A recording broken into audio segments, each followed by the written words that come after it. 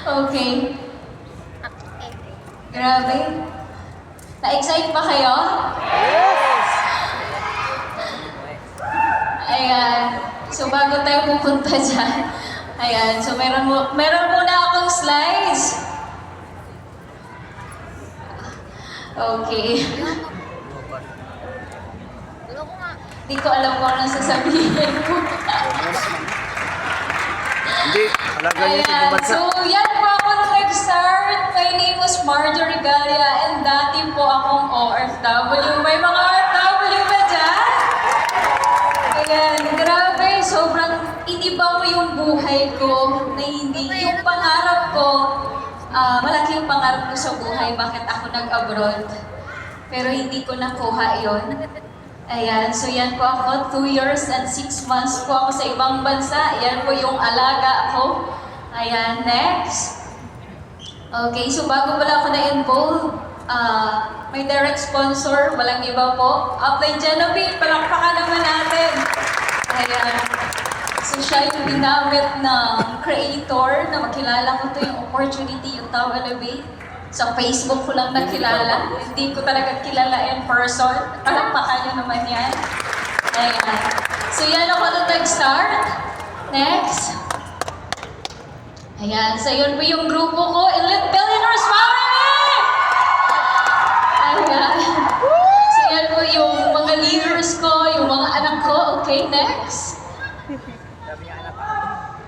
Ayan, so yun po yung mga mentor ko, Apply Nolan, Apply Genevieve, Apply Sunny, Apply Doc Earth, thank you. And of course, Apply RTD, of course, sa lahat ng beauties, thank you so much. Okay, next. Ayan, so yan naman po yung mga achievements ng team. Next. Okay, ayan, next muna lang. Okay, sige pa. Ayan. So yan po yung mga company events. Next. Ayan. So tatlo po kami magkakapatid dito.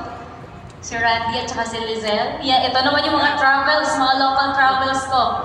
Ayan. So Puerto Galera. Next po. Ayan. So next mo lang. Since nakikita naman nila yung mga travels. So puro ako travels. Okay, next. Ayan. So yan naman yung Baguio. Okay, ayan. So dati ako lang yung nagta-travel. Ngayon, kasama ko na po yung mga leaders ko. May mga kasama na ako mga leaders. Ibig sabihin, hindi lang ako yung kumikita dito, kundi pati na din po yung mga leaders ko. Okay, next. Ayan, so yan po yung Boracay. Okay, next. Ayan, sige lang, next mo lang. Ayan. Ang sexy ko dyan. Wow. Kasalanan tong gumawa ng slides. Ayan. So yan po yung last travel namin ng Boracay. Grabe, 17 kami dyan. Kasama ko sa Boracay. Mga top leaders ko. Okay, next. Ayan. So ito naman yung mga travel ko sa ibang bansa. Ayan po, yung South Korea. Kasama ko kayo dyan si Upline Arnil. Ayan, next. Ayan. So yung Malaysia. Next. Ayan, actually yung Malaysia, pang-apat na beses ko. Pang-apat na beses ko na napunta. Next. Ayan, so ganun din po yung Singapore. Ayan, pang-apat na beses and this coming November, pang-5 beses ko napunta ng Singapore and Malaysia.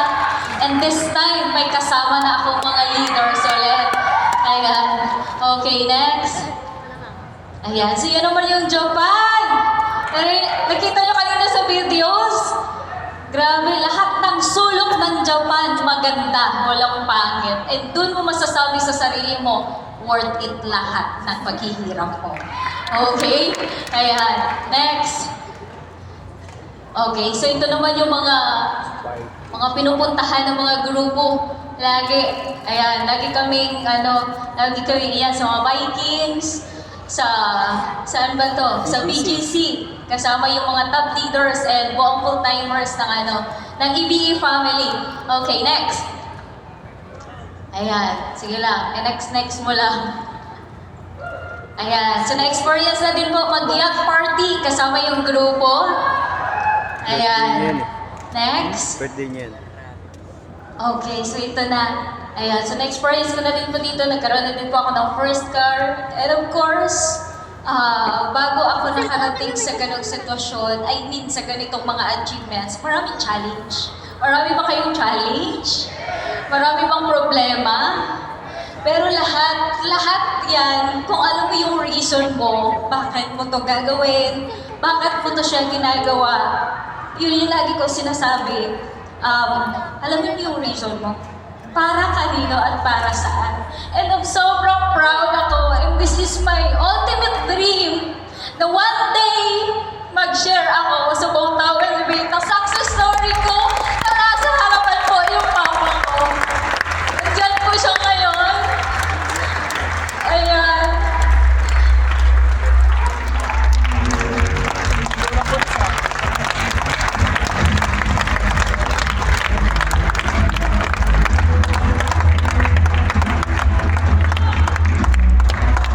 Yung reason ko bakit ako nag-abroad na hindi ko nakuha. Ang dahil sa Tao Elevate, lahat, ang dami kong pinagdaanan, ang daming challenge. Ilang beses akong nag-build ng grupo na nalagas. Pero dahil may reason ako bakit ko to siya gagawin. And actually, hindi po alam ng papa namin to. Hindi niya gusto yung sasakyan kasi gusto niya yung tracking. Sabi niya sa akin, anong gagawin mo dyan? Di man natin mapagpirahan yan. Ayan. Kaya sabi ko, kahit sobrang hassle na mag-anniversary, ang goal ko kasi every birthday niya. Kasi pag hindi kami uuwi, magtatampo siya sa amin. Kaya sabi ko, kahit sobrang hassle na mag-anniversary, actually, hindi ako mapakali na nakaupo lang dyan na hindi nag-aayos ng event. Ayan, umuwi kaming tatlo sa amin. And actually, kaninang umaga lang kami bumalik. And kasama namin yung papa ko at saka yung kuya namin na nandito. Ayan, hindi ko nila alam, nakapigla namin silang pabalik dito sa amin. Kasi ito po yung pinakapangarap ko na one day, mag-share ako. And nakaharap ko yung papa ko. Ayan.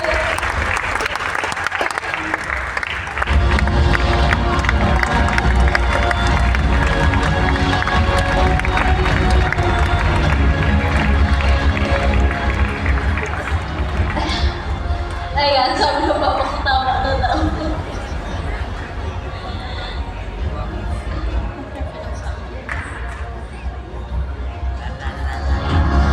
Ayun.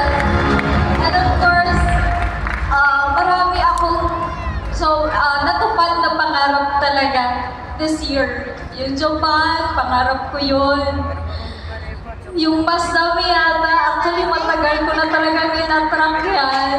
And ngayon nangyari na. And itong goal ko din na nasa harapan ko yung papa namin, nangyari na din. Kaya, ikaw na nakaupo dyan, na nakikinig ng kwento ko, ako dating OFW, graduate high school, sobrang hirap ng buhay, walang alam sa negosyo na kaya ko, ibig sabihin, ikaw na